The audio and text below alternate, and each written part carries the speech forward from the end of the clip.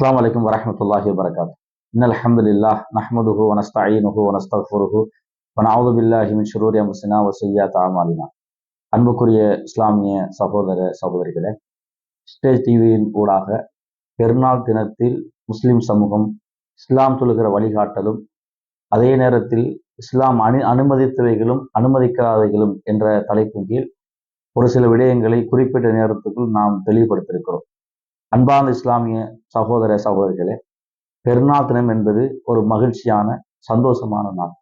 அந்த நாளில் மகிழ்ச்சிக்கு எதிராக இருக்கிற எந்த ஒரு காரியத்தையும் இஸ்லாம் அனுமதிக்கவில்லை. அது முதலாவது, நோம்பிடிப்பது கடமை.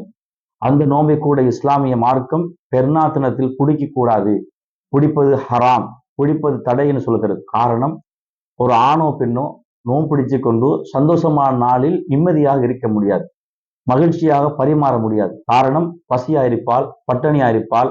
அந்த நேரத்துல நல்ல முறையில் பேசிக்கொள்ள மாட்டார்கள், அன்பான முறையில் பேசிக்கொள்ள மாட்டார்கள். அவருடைய முழு கவனம் டைம் அவசரமா போக வேண்டும், நோன்பு திறக்க வேண்டும் என்ற நோக்கத்தில் இருப்பதனால மகிழ்ச்சிக்கு தடையாக இருக்கிற எந்த ஒரு காரியத்தையும் இஸ்லாம் அனுமதிக்கவில்லை. அந்த வகையில் பெருநாள் தினத்தில் நோன்புடிப்பது ஹராமல் வைத்திருக்கிறது. அதே நேரத்தில் இஸ்லாமிய மார்க்கத்தை பொறுத்த வரைக்கும் ஆண்களும் பெண்களும் அந்த நேரத்தில் எப்படியெல்லாம் சந்தோஷத்தை கொடுக்க முடியுமோ அதுக்கான எல்லா வழிகளையும் திறந்து கொடுத்திருக்கிறது. அதில் முதலாவது அம்சம், பெருநாள் தினம் என்பது பொதுவாக பார்த்தீங்கன்னா ஒரு ஆணா இருந்தால் பெண்ணா இருந்தாலும் பரலான தொழுகைகளை அவர் பள்ளி வாயில தொழ வேண்டும் என்று இஸ்லாம் சொல்லுகிறது. அந்த பள்ளி வாயில் தொழுகிற பொழுது பெண்ணுக்கு மாதவிடாய் ஏற்படுகிற பொழுது பள்ளி வாயில் அவர்கள் தரித்திருக்க முடியாத சட்டத்தை வைத்திருக்கிறது. அந்த பள்ளிவாயில் தரித்திருக்க முடியாத சட்டத்தோடு சேர்த்து அவங்க எந்த ஒரு தொழுகையை போன்ற நோன்பு போன்ற அந்த வணக்கத்தை செய்யக்கூடாதுன்னு சொல்லியிருக்கிறது.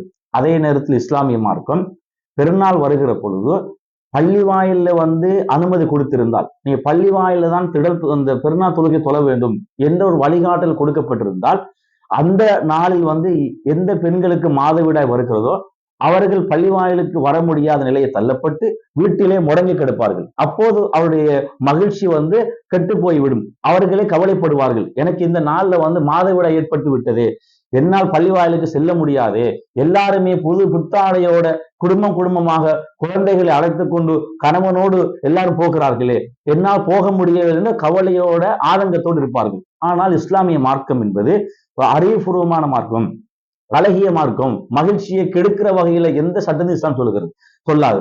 அந்த வகையில் நீ பாத்தீங்கன்னா அந்த திடல் தொழுகை என்ற அம்சத்தை உருவாக்கி அந்த பெருநாள் தினத்தில் நீங்க பள்ளி வாயில் என்ற அம்சத்தை தாண்டி ஒரு வெட்ட வெளியில் ஆண்கள் பெண்களும் நீங்க அந்த இடத்துக்கு போய் தொழுங்க. அந்த இடத்துக்கு போகிற பொழுதோ மாதவிடாய் ஏற்பட்ட பெண்கள் போக முடியும் என்று தெளிவா சொல்கிறது. இது குறித்து புகாரில் நீங்க பாத்தீங்கன்னா 324 இலக்கமாகும், 351 இலக்கமாகும், 971 இலக்கமாகும், 975 இலக்கமாகும் என்ன வருகிறது? வம்மல் பொய்யில மாதவிடாய் பெண்களை பொறுத்த வரைக்கும் பயத்தல் சலா, தொழுகை விட்டும் அவர்கள் விலகி இருந்து வயஷதுனல் ஹைர வதாவத்தல் முஸ்லிமீன், அவர்கள் அங்க நடக்கிற எல்லா நல்ல காரியங்களையும் கலந்து கொண்டு துவா பிரார்த்தனைகளும் அவர்கள் ஈடுபடுவார்கள் என்ற செய்தி நபிகளும் சொல்கிறார்கள். இந்த செய்தி புகாரில் இவ்வளவு இடத்திலும் வருகிறது. இந்த செய்தியை வச்சு என்ன விளங்க முடிகிறது? அப்ப இஸ்லாமிய மார்க்கம் என்பது அந்த நாளில் அந்த பெண் கவலைக்கு உள்ளாகப்படக்கூடாது என்பதற்காக வேண்டி மாதவிடாய் பெண்கள் போய் தொழுகை தவிர இதர வணக்கங்கள் கலந்து கொள்ள முடியும்னு சொல்லுகிறது. எப்படிப்பட்ட மார்க்கம் பாத்தீங்களா? ஆனால் இன்றைக்கு சில இடங்களை நீங்க பார்க்கிற பொழுது அதிகமான சகோதரிகள் மார்க்கத்தை விளங்காமல், மார்க்கத்தை புரியாமல், அறியாமல் சில பெண்கள் கவலையோடு ஆதங்கத்தோடும் வீட்டிலே முடங்கியிருக்கிற ஒரு நாங்க நிலையை பார்க்கிறோம். அது இஸ்லாத்துக்கும் அதுக்கும் சம்பந்தம் இல்லை என்ற ஒரு அடிப்படை செய்தியை நாங்க தெளிவா புரிந்து கொள்வோம். அதுபோல நீங்க பாத்தீங்கன்னா இந்த பெருநாள் தினங்கள்ல இஸ்லாமிய மார்க்கம் என்பது இசை என்ன, உதாரணத்துக்கு சலங்கையோட சத்தத்தோட டியூனோட வாருகிற இசையை பொறுத்த வரைக்கும் பொதுவா இஸ்லாத்தில் தடை இருக்கிறது.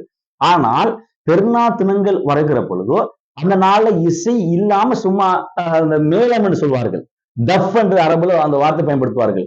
அந்த ஒரு பக்கம்னா தட்டி செய்வான்னு கேட்டா ஆடல் பாடல்கள் படிப்பார்கள். ஆனா இந்த மாதிரி டஃப்ப கொண்டு ஒரு மகிழ்ச்சி ஏற்படுத்துகிற சலங்கை இருக்காது, அது போன்று டியூன் இருக்காது. ஆனா மேலமாய் ஒரு வகையான ஒரு அம்சம்.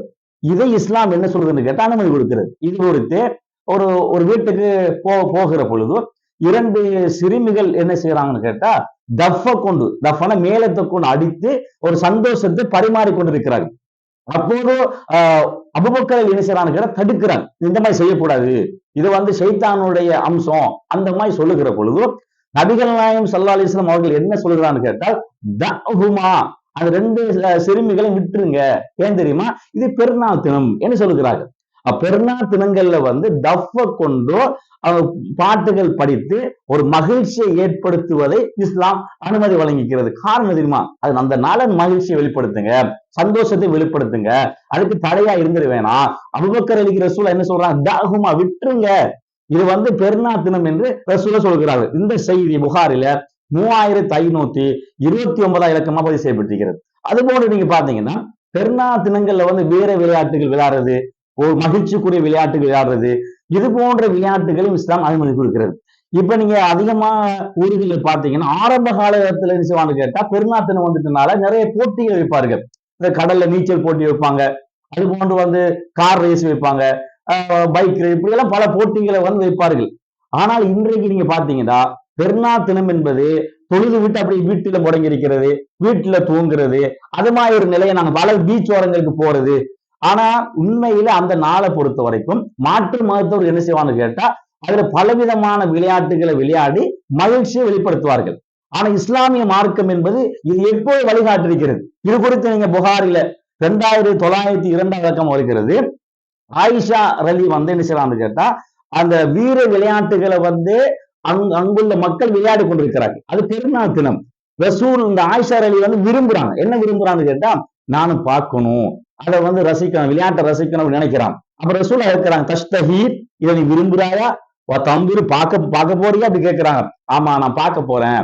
அப்ப நபிகள் நாயகம் ஸல்லல்லாஹு அலைஹி வஸல்லம் அவர்கள் சொல்கிறார்கள், தாராளமா பாருங்க. அப்ப ரசூலுல்லாஹ்வுடைய கண்ணத்தோட அவங்களுடைய கண்ணங்கள் பட்ட நிலையில அதை அவன் பார்ப்பதற்கு அனுமதி கொடுக்கிறான், பார்த்து கொண்டு இருக்கிறான். ரசூலா இருக்கிறான், ஹஸ்பு, போதுமா கேட்கிறான். அவன் எனக்கு போதும் என்று சொல்லுகிற அளவுக்கு ரசூலுல்லாஹ் அந்த வீர விளையாட்டுகளை பார்க்க ரசிக்க விடுறாங்கன்னு கேட்டா என்ன விளங்குகிறது? அப்ப அன்றைய நாள் அதுக்கு ஏற்பாடு செய்து கொடுக்க வேண்டும். அது பெண்கள் ஆண்கள் அந்த மகிழ்ச்சியில சங்கமிக்க வேண்டும், பார்ப்பதற்கு அனுமதி கொடுக்க வேண்டும். அன்றைய நாள் ஒரு ஃபுட்பால் மேட்ச் நடக்கிறது, அல்லது கிரிக்கெட் மேட்ச் நடக்கிறது, அல்லது என்னென்ன ஓட்ட போட்டி நடக்கிறது, என்னென்ன அனுமதிக்கப்பட்ட விளையாட்டு இருக்கிறதோ அந்த விளையாட்டுகளை ரசிப்பதற்கான ஆண்கள் செல்லலாம், பெண்கள் கலப்பு இல்லாத வகையில அவங்களுக்கு தனித்துவமான இடங்களை ஏற்பாடு செஞ்சு அது மாதிரி இஸ்லாத்துல அனுமதிக்கிறது. இது நபிகள் நாயகம் காலத்துல பெருநாள் தினங்கள் வழிகாட்டப்பட்டிருக்கிறதுன்னு சொன்னா, இன்றைக்கு அப்படிப்பட்ட விளையாட்டுகள் எங்க இருக்கிறது?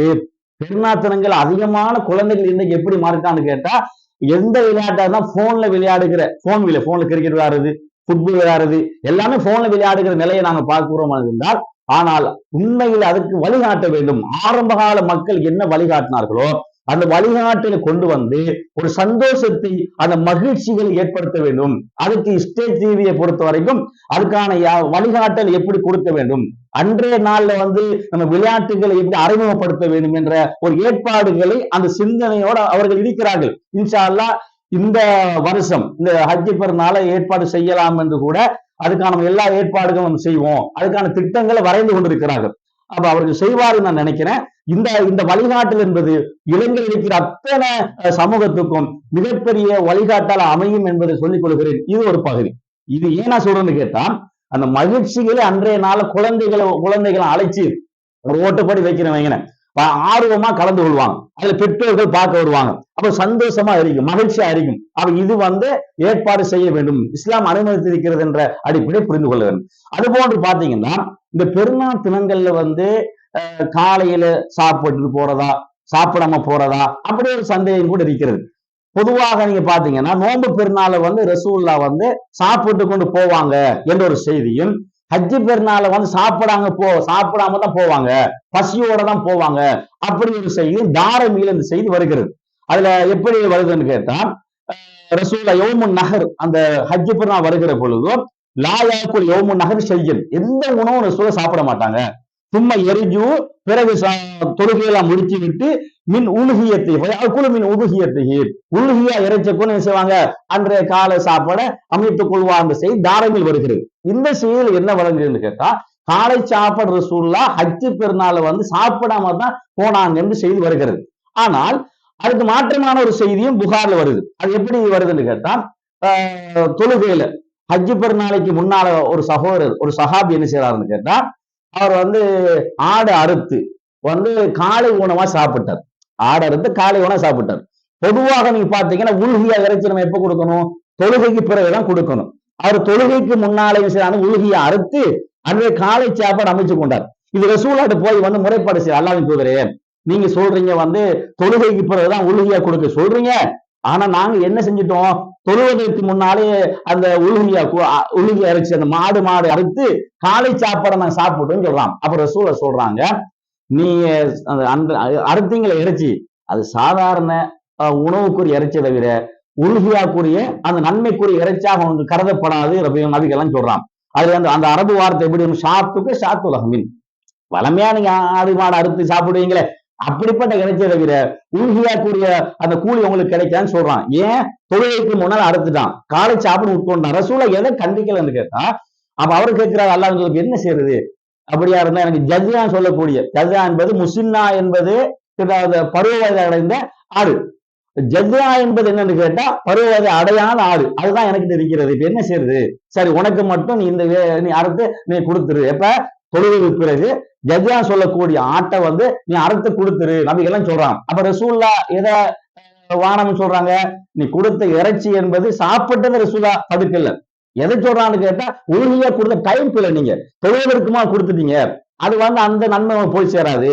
அதை மட்டும் ரசூலா கண்டிக்கிறாங்க தவிர சாப்பிட்டது ரசூலா கண்டிக்கல. பயன் என்ன விளங்குறது? ஒருத்தர் காலையில சாப்பிட்டு போராடுவீங்க, தவறு இல்ல, மேக்சிமம் சாப்பிடாம போக பார்க்கணும். ஒருத்தர் சாப்பிட்டாரு, அது தப்புல போய் சேராது. ஏன் தப்புல போய் சேராது? இது புகாரில 955 இலக்கம் வருகிறது. ரசூல்லா அவர் சாப்பிடுறது என்ன சொல்றாரு? நான் காலையில நான் இறைச்சி அறுத்து அது காலை உணவா சாப்பிட்டு விட்டுதான் நான் தொழுகைக்கு போனேன்னு சொல்றாங்க. ரசூல்லா எதை சொல்றாங்கன்னு கேட்டா, நீ அறுத்த விஷயம் தப்பு தான், தொழுகைக்கு பிறகுதான் நீ அறுத்திருக்கணும். ஆனா இதை கண்டிக்கல. காலையில எப்படி சாப்பிட்டு போனாய்? சாப்பிட்டு இருக்க கூடாது, அதை ரசூலா கண்டிக்கல. அதுல என்ன வேணும்னு கேட்டா, முடியுமான அளவு ஒருத்தருக்கு இந்த நிறைய பேஷண்ட பொறுத்து எப்படிப்பான்னு கேட்டா, கேஸ்ட்ரிக் பிரச்சனை உள்ளவர்கள் என்ன செய்வாங்க? பசியோட அந்த இடத்துக்கு போனவங்க அவங்களுக்கு கடுமையான நோயா இருக்கும். அப்ப அவங்க மயக்கம் முட்டுவாங்க. அதே போல சீனி வியாதி உள்ளவர்கள் இப்படி பல வியாதி உள்ளவர்கள் இருப்பாங்க. அவங்களுக்கு பசியோட நீளம் இருக்க முடியாது. அங்க பயான் உரையெல்லாம் கேட்டு ஒரு வாரத்துக்கு இடையில அவங்க அவதிப்படுவாங்க. அப்ப அவங்களை பொறுத்த வரைக்கும் அவங்க சாப்பிட்டு தான் போகணும். இல்ல சாப்பிடாம போய் சொல்லி இருக்கிறது, இவ பசி பட்டவனு இருந்து கொண்டு அது உரையை கேட்டா மயக்கம் மட்டும் விழுந்துட்டாங்கடா, ஒரு சந்தோஷம் கெட்டு போயிருங்க. அந்த இடத்துக்கு போனாங்கடா ஒரு கொஞ்சம் சாப்பிட்டு போனா தான் என்ன செய்வாங்கன்னு கேட்டா, ஒரு விக்கிரிகளை துவாக்கல்ல மகிழ்ச்சிகளை வெளிப்படுத்துவாங்க. இஸ்லாம் மார்க்கத்தை பாத்தீங்களா, பெண்ணுக்கு அனுமதி வழங்கி இருக்கிற செய்தி பார்க்க ஒருத்தருக்கு ஆரோக்கியம் இருக்கிறது. எனக்கு இத்தனை மணித்தியாலமா பசியோடு இருக்க முடியும்னு நினைச்சாதான் அவரை சாப்பிடாம போங்க. எனக்கு அப்படி இருக்க முடியாது, எனக்கு சாப்பிட்டு ஆகணும், சாப்பிட்டு போங்க. ரெண்டுக்குமே ரசூல் அனுமதி கொடுத்தாங்கிற செய்தி என்ன தாரமியில் வருகிறது, புகார்ல வருகிறது. இதை நாங்க தெளிவா புரிந்து கொள்ள வேண்டும். இது ஒரு அம்சம். அடுத்த அம்சத்தை பாத்தீங்கன்னா, பெருநாத்தினங்கள்ல பொதுவாக உறவுகள் எப்பவுமே நாங்க உறவோடு சேர்ந்து வாழணும். ஆனா பெருநாத்தினங்கள் ஒரு மகிழ்ச்சியான நாள் தானே. ஒரு தாத்தா தங்கச்சியோட பேசாம இருந்தா, அல்லது நானும் தம்பியோடு பேசாம இருந்தா என்ன யோசிப்பான் தெரியுமா? பெருநா நாள்ல ஒரு மகிழ்ச்சியா நாள் பாருங்க, தங்கச்சி என்னோட பேசாம இருக்கிறாங்க, சகோதரர் என்னோட பேசாம இருக்கிறாங்க, மாமி என்னோட பேசாம இருக்கிறாங்க, சின்னப்பா என்னோட பேசாம இருக்கிறாங்க, ஒரு கவலை இருக்கணும் செய்யும். நம்ம எல்லாம் குடும்பமா என்ன செய்வோம்? பெருநா தினங்கள்ல நம்ம ஒன்று சேருவோம். தங்கச்சி வரலையே வீட்டுக்கு, தம்பி வீட்டுக்கு வரலையே, ஏன் வரல? பேசாம இருக்கிறாங்க, என்னோட கதைக்காம இருக்கிறாங்க, கவலைப்படுவாங்க இல்லையா? பொதுவாக இஸ்லாம் என்ன சொல்லணும்னு கேட்டா, இரத்த உறவுகளை துண்டித்து வாழ்வது என்பது பயங்கரமான குற்றம். லா எதுகுல் ஜன்னத காத்தியும், சுவருக்கும் நுழைய மாட்டான் நபிகள் சொல்றான். இப்ப ஒருத்தன் தொழாம இருந்தா எங்க போவான்? சுவர்க்கம் போக மாட்டான். நோன்பு பிடிக்காம இருந்தா சுவர்க்கம் போக மாட்டான். அது மட்டும் இல்ல, ஒருத்தன் உறவுகளை துண்டித்து வாழ்ந்தான் அவனும் சுவர்க்கம் போக மாட்டான் நபிகள் சொல்றான். அல்லாவுக்காக சில உறவுகளை பிரிய முடியும், அதை அனுமதிக்கிறது. அதே நேரத்தில் சில்லறை காரணங்களுக்காக வேண்டி, சின்ன சின்ன காரணங்களுக்காக வேண்டி, சின்ன சின்ன பிரச்சனைக்காக வேண்டி நாம உறவை துண்டித்து வாழ்ந்தோமாக இருந்தால் நாம் சுவர்க்கம் போக முடியாது என்று செய்தி நபிகள்லாம் சொல்றான். இது குறித்து இன்னொரு செய்தி எப்படி வழங்கப்படுத்தலாம்னு கேட்டா, இந்த லைசல் வாசிலு பில் முகாஃபி, இந்த பதிலுக்கு பதில் உறவாடுறது தானே, அது உறவு கிடையாது. பதிலுக்கு பதில் என்ன? நானும் தம்பி வீட்டுக்கு போறது, தம்பி நானா வீட்டுக்கு போறேன், இதுக்கு பதிலுக்கு பதில், அது உறவு கிடையாது. உறவு என்ன தெரியுமா? நம்மளை யார் துண்டிக்கிறாங்களோ, நம்மளை பேசாம இருக்கிறாங்களோ, நம்ம கதைக்காம இருக்கிறாங்களோ, அவங்களை தேடி போய் நீங்க என்ன செய்யறீங்க? கதைக்கிறீங்களே, இதுதான் உண்மையான உறவு நபிகள் சொல்றான். அந்த வகையில வந்து என்ன செய்யணும், பெருநா தினத்தில் ஒரு மகிழ்ச்சியான நேரத்தில் கண்டிப்பாக நாங்க அவங்களோட மகிழ்ச்சியை ஏற்படுத்திக் கொள்ள வேண்டுமாக இருந்தால், கவலை இல்லாம வேண்டுமாக இருந்தால், பெருநா தினத்துல அவன் என்ன செய்யணும், சரி மன்னிச்சுட்டு அவன் என்ன நினைப்பான்னு கேட்டா, இந்த கௌரவத்தை விட்டு கொடுக்க முடியாது. அவன் பேசட்டுமே, நான் யாரு தெரியுமா, நான் வீட்டுக்கு போகணுமா, நான் எப்படி வசதி வாய்ப்போடு இருக்கிறேன், நானும் பேச முடியாது, அப்படி கௌரவத்தை விட்டு கொடுக்காம இப்படியே காலம் முழுக்க பேசாம இருக்கிறான். அண்மையில ஒரு நடந்த சம்பவத்தை இந்த இடத்துல சுட்டி காட்டுறேன். உங்களுக்கு தெரியும் வந்து மிகப்பெரிய வெள்ளப்பெருக்கு ஏற்பட்டது. இந்த டம்பளை என்ற பகுதியில பாத்தீங்கன்னா 2வது மாடி அளவுக்கு தண்ணி வந்துச்சு. இப்ப என்ன செய்யறான்னு கேட்ட, சகோதரி வந்து நானாவோட பல வருஷங்களை பேசுறது கிடையாது. அப்ப என்ன எப்போ கால் பண்ணாலும் அவங்க அதுக்கு ஆன்சர் பண்ண மாட்டாங்க. அவர் வீட்டுக்கு போனாலும் எவைட் பண்ணிடுவான், வீட்டுக்கு வராது, உனக்கு வாசல் படி மிதிக்காது, நான் மௌத்தா போன வாசல் படிக்கு வராது, அப்படி காரசாரம் பேசுவாங்க. அந்த பெண்மணி அந்த டைம்ல கூட கால் பண்றாங்க, ஆன்சர் பண்ணவே இல்லை. கடைசியில் அந்த வெள்ளம் வந்து கூடுதலா ஏற்பட்டு அந்த சகோதரி மரணிச்சுட்டாங்க. இப்ப வந்து மரணிச்ச செய்தி தகவல் கிடைக்கிறது, போன் எடுத்து பார்த்தா கடைசி நேரத்துல கோல் வந்திருக்கிறது. இப்ப கவலைப்படுறாரு, கடைசி நேரத்தில் கூட நான் பேசாம ஆன்சர் பண்ணாம இருந்துட்டேனே. அப்ப திடீரென்று மௌத்தா போனா அப்ப கவலைப்பட்டு என்ன அர்த்தம் இருக்கிறது? அப்ப மௌத்து என்பது எப்ப வரும்னு தெரியாது. திடீர்னு சகோதரி மரணிச்சிருவா, தம்பி மரணிச்சிருவாங்க, மரணிச்சதுக்கு பிறகு கவலைப்பட்டு என்ன அர்த்தம் இருக்கிறது? அப்ப இந்த பெருநா தினம் என்பது மகிழ்ச்சியான நாள், ஒரு சந்தோஷமான நாள். அந்த நாளிலாவது நீ என்ன செய்யணும் கேட்டா, கௌரவத்தை தூக்கி வீசிவிட்டு அல்லாஹ்வுக்காக வேண்டி பேசுங்கள், கதையுங்கள், மகிழ்ச்சிகளை வெளிப்படுத்துங்கள். அது இஸ்லாத்தின் வழிகாட்டுகிற முக்கியமான பகுதி என்பதை தெளிவாக நான் என்ன செய்ய புரிந்து கொள்ள வேண்டும். அடுத்த அம்சங்களா பாத்தீங்கன்னா, ஒரு மகிழ்ச்சியான சந்தோஷமான அந்த நாள்ல ஒரு துக்ககரமான சில வேலைகளை வந்து சில இளைஞர்கள் ஈடுபடுகிறார்கள். என்ன ஈடுபடுகிறார்கள்? இது மகிழ்ச்சியான நாள் தானே, சந்தோஷமான நாள் தானே. நம்ம ஊர்ல வந்து என்ன செய்வான்னு கேட்டா, போலீஸ் அதிகாரிகள் அவங்க யாருமே வந்து இன்றைக்கு நம்ம ஹெல்மெட் இல்லாம போனா வந்து அவங்க எங்களை பிடிக்க மாட்டாங்க என்ற தைரியத்தோட, அவன் லைசன்ஸ் இருக்காது, எதுவுமே இருக்காது, ஹெல்மெட் இல்லாம என்ன செய்வாங்க சில ஊர்கள்ல, எல்லா ஊர்லயும் கிடையாது, சில ஊர்கள்ல இந்த கவர்மெண்ட் சொல்லுகிற அந்த ரூலை கட்டுப்படாம அவங்க வேகமாக பைக் ஓட்டுவாங்க. இதனால என்ன நடக்கும்னு கேட்டா, எக்ஸிடென்ட் ஆகி எந்த அளவுக்கு அந்த எக்ஸிடென்ட் நடக்கும்னு கேட்டா, அந்த மூளை வெளியே வார அளவுக்கு எக்ஸிடென்ட் நடந்திருக்கிறது. அண்மையில நடந்த ஒரு சம்பவம் வந்து, இது மாவட்டம் நடந்த சம்பவம். 15 வயசு ஒரு வாலிபன், ஒரு ஓலவல் எழுதுறது நேரம், ஆனா வந்து ஹெல்மெட்டும் இல்ல, லைசன்ஸும் இல்ல. பாப்பாக்கு தெரியாம என்ன செய்யறான்னு கேட்டா, பைக் எடுத்துட்டு போய் ஸ்பீடா போய் பைக்கும் மோதி கடைசியில வந்து அந்த மரணம் எப்படி இருந்துச்சுன்னு கேட்டா, அவனோட தலையிலிருந்து மூளை வெளியே வந்துட்டு. எவ்வளவு கவலையா இருக்கும். அப்ப இந்த மகிழ்ச்சியா நாள்ல வந்து பெற்றோர் கவனம் அறிக்கணும். மகனுக்கு லைசன்ஸும் இல்ல, அப்ப ஹெல்மெட் இல்லாம ஓட போறான், நம்ம கொடுக்க கூடாது. அப்ப அந்த சந்தோஷமான நாளை வந்து இந்த துக்ககரமான நாள் வந்து கெடுத்து விடுமா இல்லையா? எவ்வளவு அழகான நாள், சந்தோஷமான நாள், திடீர்னு மகன் மௌத்தாயிட்டான். அப்ப இன்னொருத்தர் மௌத்தாக்கிட்டோம்னா அவன் மட்டும் மௌத்தா போறலையே, சும்மா உள்ளவனை மௌத்தாக்குற வேலையா நடக்குதா இல்லையா? எவ்வளவு பாஸ்டா போக முடியும், அவ்வளவு பாஸ்டா போறாங்க. இதை வந்து அந்த ஊர் நிர்வாகம் தடுக்க வேண்டும், பள்ளி நிர்வாகம் தடுக்க வேண்டும், அவங்களுக்கு அறிவுரைகளை வழங்க வேண்டும். இந்த மாதிரி பாஸ்டா போவாங்க. சிறுவர்கள் வந்து பெருநா தினங்கள்ல ஆங்காங்கே ரோடுகளை பரிமாறி கொண்டிருப்பாங்க, மகிழ்ச்சிகளை வெளிப்படுத்திக் கொண்டிருப்பாங்க. எனவே அதுக்கான சில ரூல்ஸுகளை கடப்பாடுகளை போட்டு கவர்மெண்ட் என்ன செய்யணும்னு கேட்டா, பெருநாள் அந்த ரூல்ஸ் கொடுக்காம அந்த லைசன்ஸ் யாருக்கு இல்லையோ அவங்களை கைது செய்து நடவடிக்கை எடுக்கிற வேலை அவங்க செய்யத்தான் வேணும். ஏன்னு கேட்டா, இதனால ஒரு மகிழ்ச்சியான நாள் வந்து கெட்டு போவதற்கு வாய்ப்பு இருக்கிறது, மகிழ்ச்சி இழந்து போவதற்கு வாய்ப்பு இருக்கிறது. இதை நாங்க யாருமே, எந்த இளைய சமுதாயமும் இது மாதிரி வேலைகள் செய்யக்கூடாது. கவனமாக பைக்கை ஓட்ட வேண்டும், அந்த ஹெல்மெட்டை போட்டுக்கொண்டு பைக்கை ஓட்ட வேண்டும், லைசன்ஸ் இருந்தா நம்ம என்ன செய்யணும், வீதிகள்ல வந்து நாங்க பைக்கை ஓட்ட வேண்டும், இதை கவனம் எடுக்க வேண்டும் என்ற அடிப்படை புரிந்து கொள்ளும். அடுத்தது பாத்தீங்கன்னா, பெருநா தினங்கள்ல வாப்பா உமாக்கு தெரியாம வந்து பீச் ஓரங்கள்ல சில ஆத்தோரங்கள்ல போய் என்ன செய்வான்னு கேட்டா, சென்று அங்க மகிழ்ச்சியை வெளிப்படுத்துவதற்காக சென்று கடல்ல குளிப்பாங்க, ஆத்துல குளிப்பாங்க. ஆனா குளிக்கிற இடங்களை பொறுத்த வரைக்கும் உண்மையில இதுல சேரிக்கா சகதிக்கா என்று கூட அவங்களுக்கு தெரியல. திடீர்னு என்ன செய்வான்னு கேட்டா, நீச்சல் தெரியுமா, அதுவும் தெரியல. நீச்சலும் தெரியாம எதுவும் தெரியாம எல்லா கூட்டாளிமாரோட சேர்ந்து என்ன செய்வாங்க, குளிப்பாங்க. குளிச்ச உடனே அந்த இடத்துல வந்து சேர் இருந்தால் புதையுண்டு போயிடுவாங்க.